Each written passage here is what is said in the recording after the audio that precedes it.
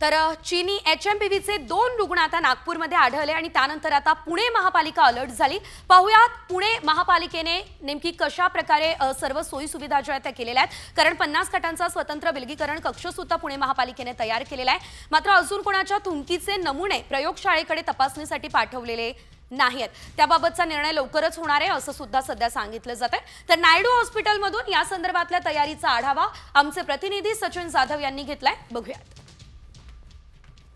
महानगरपालिकेच्या बानेर परिसरात असलेल्या नायडू हॉस्पिटलमध्ये ज्या हॉस्पिटलमध्ये खरं तर HMPV या विषाणूच्या बाबतीत सतर्कता बाळगताना जवळपास 50 बेडचा विलगीकरण कक्ष जे आहे ते बनवलेला आहे।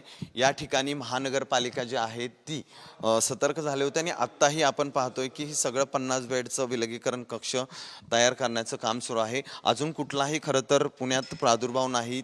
मात्र काल पुणे महानगरपालिकेच्या आरोग्य विभागाची एक बैठक झाली आणि त्या बैठकीमध्ये खरं तर सतर्कता बाळगत असताना हे सगळं विलगीकरण कक्ष जे आहेत ते बानेरच्या नायडू हॉस्पिटलमध्ये खरं तर बनवलं जातंय। चीनमध्ये मोठा प्रादुर्भाव आहे। चीनमधला प्रादुर्भाव भारतामध्ये दाखल झाला आहे। भारतातल्या काही ठिकाणी रुग्ण सापडलेत आणि त्यानंतर पुणे महानगरपालिका, कारण पुणे शहर खूप मोठं आहे, पुणे शहरात परदेशातून येणाऱ्या खरं तर नागरिकांची संख्या खूप मोठ्या प्रमाणात असते आणि त्यामुळे हे सगळं करत असताना महानगरपालिका हिच्या आरोग्य विभाग हे आहे तो सतर्क झालाय। माझ्यासोबत आरोग्य विभागाचे अधिकारी आहेत त्या ठिकाणचे।